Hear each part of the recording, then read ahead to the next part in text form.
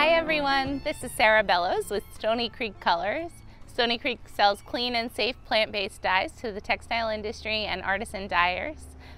We help ensure a traceable and transparent supply of dyes like natural indigo, which are grown in partnership with farmers in Tennessee and Kentucky. Today we're going to explore the Fructose Vat, which is an indigo vat that is relying on reducing sugars to create the reduction environment necessary for turning indigo into a soluble vat dye. This is an excellent dye for beginners who just want to get into indigo dyeing. It's even good for dyeing with children as long as you use the proper safety equipment and have the right setup. The Fructose Vat has recently been popularized and revived by Michelle Garcia, who has studied traditional dyeing systems in Provence, Morocco, India, where sugar vats or reduction vats that rely on sugars. In the case today, we're going to be using fructose, but really any fruit sugar or other sugar system such as dates or banana peels or jaggery or even henna as a reducing sugar can be used. So the fructose vat that we're going to be using is called the 1-2-3 vat, and the recipe that we've modified is from Liz Spencer, the Dogwood Dyer, and it's going to be 1 part indigo to 2 parts calcium hydroxide to 3 parts fructose. Today the indigo we're using is the Stony Creek Colors 25% natural indigo powder. We have all of our ingredients pre-measured, but before we begin I just want to go through some of the safety equipment that you'll need for doing really any dyeing when you're handling powders. That's a dust mask or a respirator, goggles, and some gloves for when you actually do the dyeing, as well as measuring the ingredients. Other supplies that you'll need are a scale for weighing out your ingredients, and then some vessels for actually weighing the materials that you'll put in your vat. We're using today a 5-gallon bucket for our vat. This vat in particular, you do need to have a way to heat up your water. So if it's easier for you, you can just make your vat in a large stock pot, and we're actually going to skip the step that we've taught in many of our other tutorials of actually making a stock solution, and we're actually just going to add all the materials to this 5-gallon bucket. So this vat is pretty easy, as we mentioned, and fast acting. Unfortunately, the fructose vat doesn't have the longest shelf life, so it can be a great vat for beginners, but if you were doing a lot of commercial dyeing, you might want to explore some of the other vats as well that can last a lot longer and maybe don't need as much heating. The best way to get started, of course, is to have your water already heated so that when you're ready to mix up your ingredients, you have hot water in the bucket.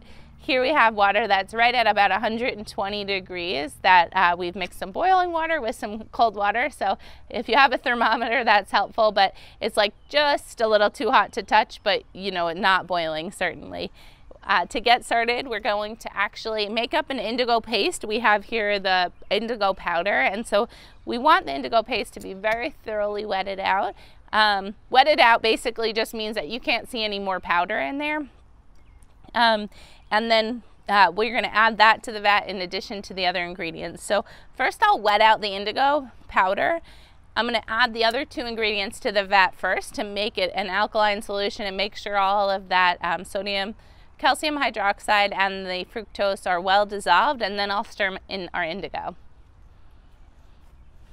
Whenever you're handling anything that has dust, it's really important to wear a mask. We're working in a really well ventilated environment outside, but certainly, especially whether you're working outside where it could be windy or inside where it's not as well ventilated, you want to make sure you have the right protective equipment. Anything like fructose, of course, is a food grade fructose that we have that we send out in our natural indigo dye kit, but especially with calcium hydroxide or any of the other dusts, they can damage your respiratory system if you use them frequently without the proper equipment. So hopefully you can all still hear me. We're literally just going to dump water that was just boiled into this indigo jar with the powdered indigo, and I'm going to stir it around. You can also just put a lid on it and shake it around. I want to make sure that I haven't filled this pot or this bucket all the way up to the top, otherwise I wouldn't have room for adding my other ingredients. So I'm just going to let this wet out for a minute, and then I'm going to add the other ingredients. I like to add the calcium hydroxide first because that has the most propensity to like cake up. If you do add water to your calcium hydroxide, it will sort of form a paste in your jar. So you'll want to just add a little bit, you know, make sure you get it all out of there and that it's really thoroughly wetted out. I sort of like this method of going straight in, but if you were making a stock solution where you didn't have as much opportunity to just dilute this in a ton of water, you would really want to like stir this up a lot and make sure everything was very well dissolved. So the calcium hydroxide actually serves as the alkaline that we need to bring up the pH of the bath, so we want to make it more basic.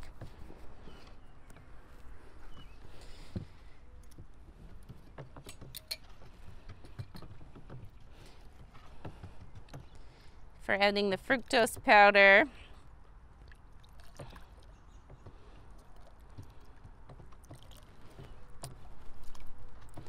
and as I'm adding my ingredients, I'm just stirring really gently. It's pretty humid out here in Tennessee, as you can probably tell, so there is a little bit of the fructose that actually adhered to the side of this jar just because of the moisture out in the air right now. So great for growing indigo plants, but also pretty humid. So here in Tennessee, where we're working with farmers to grow crops like Indigofera fruticosa, Indigofera tinctoria, and Persicaria tinctoria, which are all different natural indigo varieties that are used in our powders and our natural indigo paste. We actually don't even need to irrigate the crops here in Tennessee with the current production methods. So we rely on natural rainfall here to grow what the rotation crop of natural indigo. If you are going to be purchasing natural indigo paste for making your fructose vat instead, you can skip this step because your indigo is already wetted out. Of course, if you're following the measurements in the recipe that comes with the natural fructose kit, natural indigo fructose kit that Stony Creek Colors sells, and we have these recipes on our website, and they'll be linked to in these episode notes. You want to make sure that the paste measurement you're using is kind of back calculated for the weight of the powder, unless you're following a recipe specifically made for the natural indigo paste. So I'm slowly just going to add in my indigo and stir it, and probably what's going to happen is there might be a little bit of indigo that stays at the bottom of this jar. So I'm going to add a little more water here, and that way we can make sure it's really gets well dissolved before we put it into this bucket, because actually this is really our last chance to stir the vat before we want it to go into reduction. The goal with any indigo vat is to create a system where the indigo can turn into leuco-indigo, which actually means indigo white, but it's the reduced form of the indigo. So it's actually a different molecule that is formed when indigo solubilizes under an alkaline environment and a reduced environment. So the leuco-indigo is basically what you'll see when your vat under the surface turns to like a yellow-green color, and that's how you know that you have leuco-indigo and you can be doing dyeing. So if you see a lot of blue at the surface, like what we have now in the vat, it's in no way ready for dyeing. The indigo is in its fully oxidized form, and so you won't be able to do any dyeing until you wait a little while, which is what we'll do now, and let this indigo be reduced by its environment, which is this now alkaline environment that we've created with the calcium hydroxide, and a reducing environment that we've created with the reducing sugars. In this case, for today's vat, we've used fructose, but other reducing sugars, like even your kitchen scraps from food or like orange peels. The world is your oyster when it comes to experimenting with natural dyes and with reducing different reducing sugars that you might have at your disposal instead of just fructose. So I've now stirred up this indigo. We'll put a lid on it. If it's really cold where you are, you might consider putting a bucket heater around here, or just putting the fructose vat itself onto a hot plate, or it certainly is safe enough to bring into your kitchen if you take the proper precautions. So I know a lot of dyers that will do that. Unlike the hydro vat or the chemical reduction vats that are not based on reducing sugars but are based on chemical reducing agents like thiourea dioxide or sodium hydrosulfite, those vats can be really strong smelling. They are literally like sulfites are going out into the air in the case of the hydro vat. So the breakdown products of that are really smelly and not good for inhalation. In this case, we don't have that with the fructose vat or the reducing sugar vat, so that's one of the reasons we would recommend something like this or the fermentation vat if you are wanting to do any natural dyeing with children. But just because you're using natural indigo doesn't mean that you can throw caution to the wind. You still need to take a lot of care to make sure the environment is safe, well ventilated, and that you have the right start and personal protective equipment.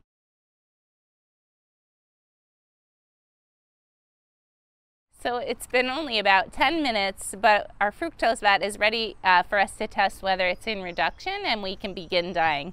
We're going to do this, demonstrate this in a few ways.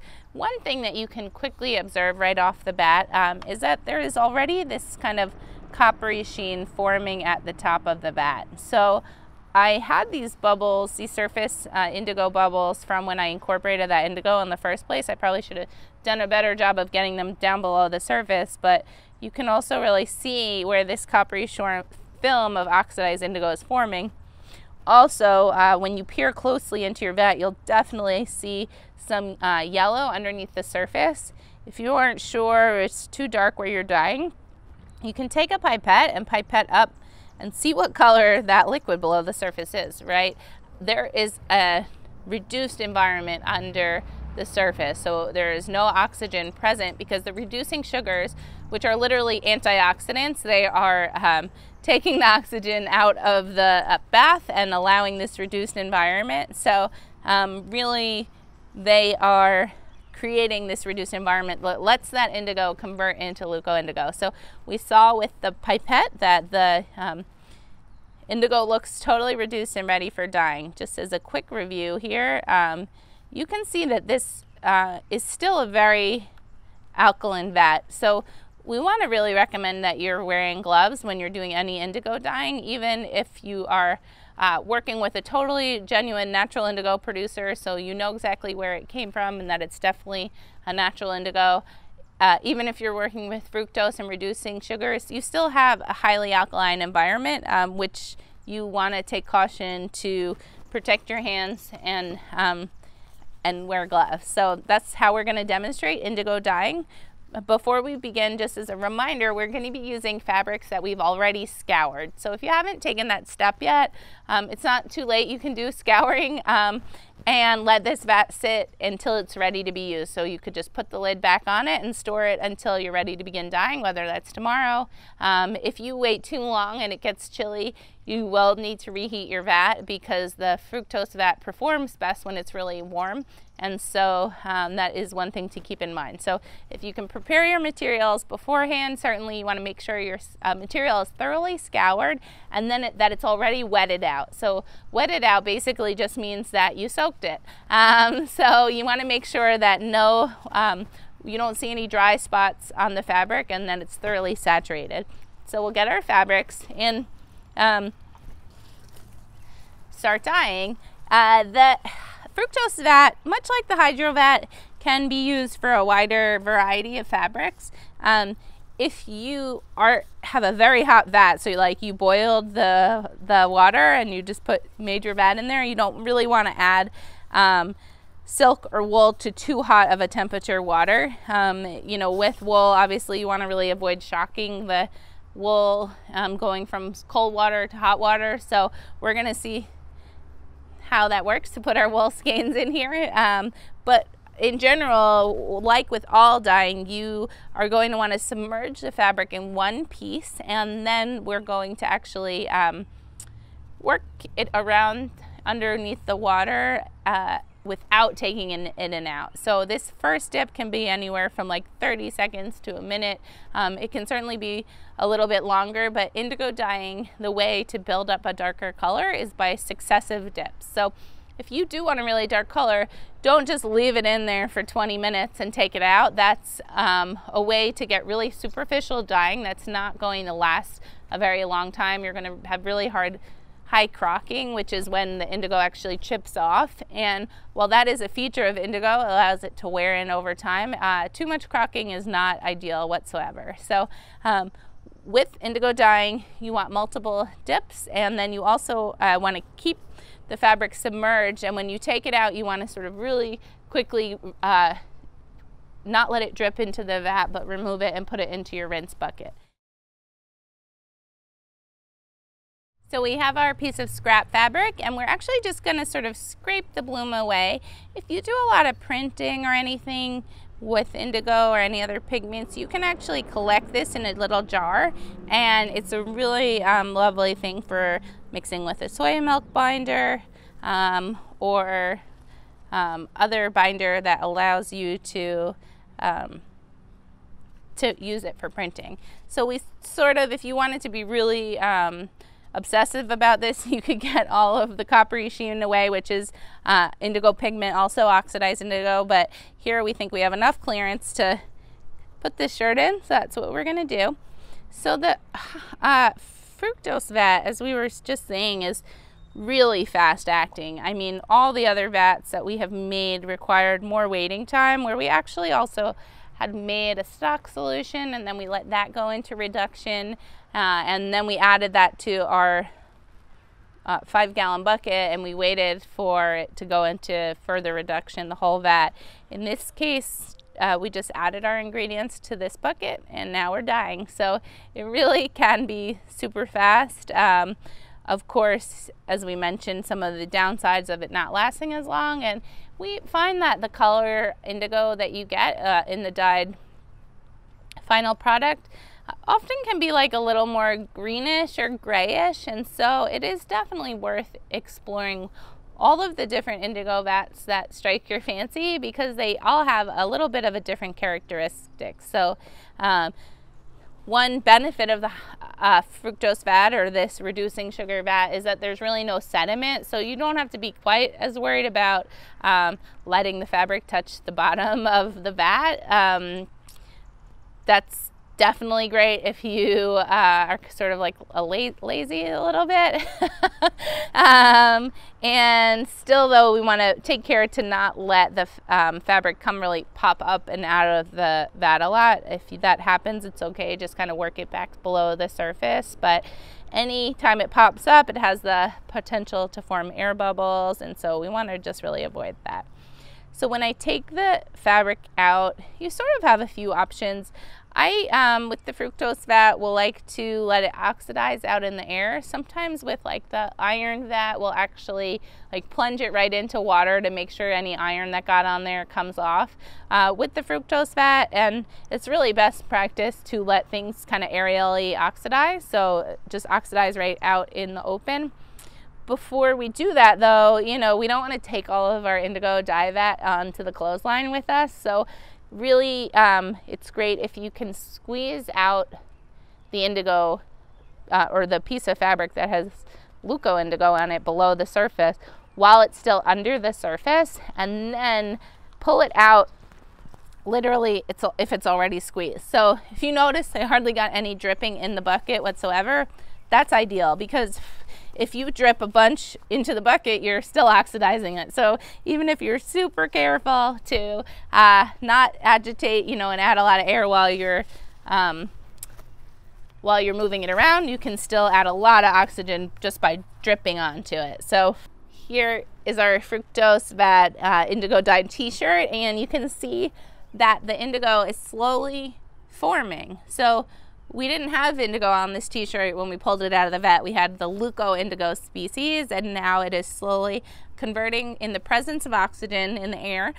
Basically, you know, the air is like 16% oxygen, so we're out here in an oxygenated environment, and it's slowly going into its blue state. and it will stay in this blue state because indigo, once kind of fixed onto the fabric, is insoluble really, and it's just trapped in the fabric, and it's going to stay there until you wear it in and rub it a lot, and then it will slowly start to fade and wear over time, creating that indigo look that we all know and love. This was our first dip. We're going to let it oxidize in the line. You're going to want to do at least 3 dips for any indigo dyeing, even if you want a light color. So if you want a super light color, make sure to keep your dips short, and actually you can do your darker colors that you want first, and then get all your light indigo dyeing towards the end of your dye run. So we'll hang that on the line and show some other fibers.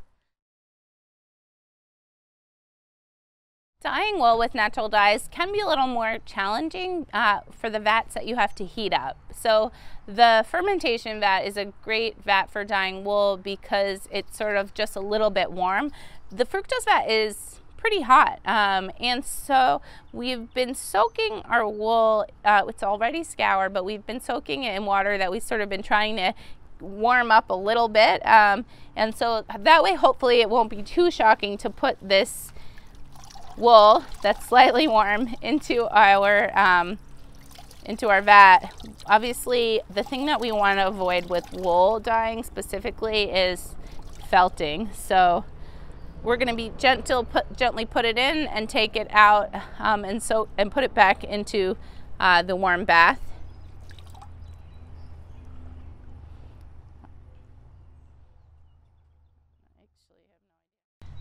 So I've just been really gently moving my wool under the surface, kind of like I have just a really loose skein here, and before we pull it out, you know, you don't want to felt this up, so you don't want to squeeze it too hard together, but felting can really be caused more by like agitating it and temperature swings.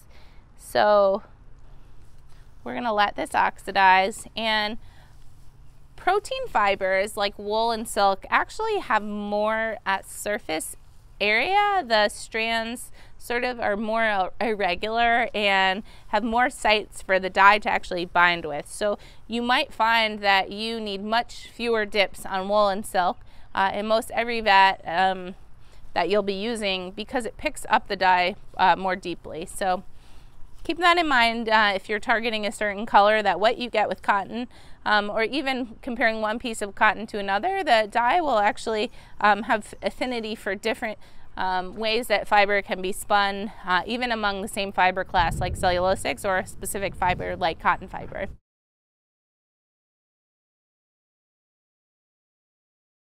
We've now washed and dried the indigo shirts that we dyed in our fructose vat, and wanted to share the results with you, as well as some summary of what we learned in the fructose dyeing video and how these sugar reduced vats differ from other natural indigo vats that you might choose. Just to recap, you know, the fructose vat, or really using any reducing sugars vats from sugars that you might have just from your household waste, for example, orange peels or other natural sugars, are a great way of dyeing with locally available materials. They are really great for dyeing with children, for example. The vat is very fast acting, so if you notice, you know, we didn't need to make an extra stock solution. We had a vat ready to dye within like 15 minutes, which is totally incredible. And it smells really good, so you might, unless you don't like the smell of sugar, in which case definitely check out one of our other indigo dyeing videos. Some of the cons of the fructose vat, or reducing sugars vat, at least what we find in our dyeing, is that it's not always the most efficient use of indigo. Just to share with you a little bit of what that means for us in our video tutorial, we did about 3 dips on these shirts, so that's definitely the least that you want to ever dip. You always want at least 3 dips, even if you're going for a very light color. So if we had dipped these more, they might have gotten darker. We would expect them to get darker, but we did run this fructose vat all the way through to till there was really not that much indigo left in the vat. And so compared to the conversion in the iron vat or the hydro vat, we probably got about 50% of the actual number of shirts dyed, and you should definitely experiment with what's most efficient for you and the type of material that you're dyeing. But if you are very concerned with getting a very large number of yards of fabric or shirts dyed, then you might want to check out and become comfortable with some of the other vats as well, so you can compare how they do with your fabrics. I would also say that certainly for the fructose vat, the way that we made it, we weren't constantly heating up the vat, which is definitely an option for you with the fructose vat. The cast of the color that we get with the fructose vat is definitely a little bit more like greenish compared to some of the other fermentation or hydro vat, for example. The iron vat typically dyes, especially for cotton, a lot darker than something like the fructose vat. So I think that if you're going for a very, very dark blue color, you probably would want to try some of the other vats. If you love like the light blue color that we obtained here, or you're dyeing with children, or you don't have the option of working in a very well ventilated space, or if you have any chemical sensitivities, you definitely want to stay away from things like the hydro vat because it has a very small chemical reduction smell. So the fructose vat is a great option if you have chemical sensitivities that might prevent you from using something like the hydro vat, or you want to use renewable reducing sugars that are kind of readily available in your area. So those are all really great reasons. We look forward to exploring more about reducing sugars and really help to figure out the most efficient way of using reducing sugars for indigo dyeing, and love to hear more from the community about how to efficiently use reducing sugars going into the future. So thanks so much for watching this indigo dyeing tutorial with using reducing sugars, and happy dyeing.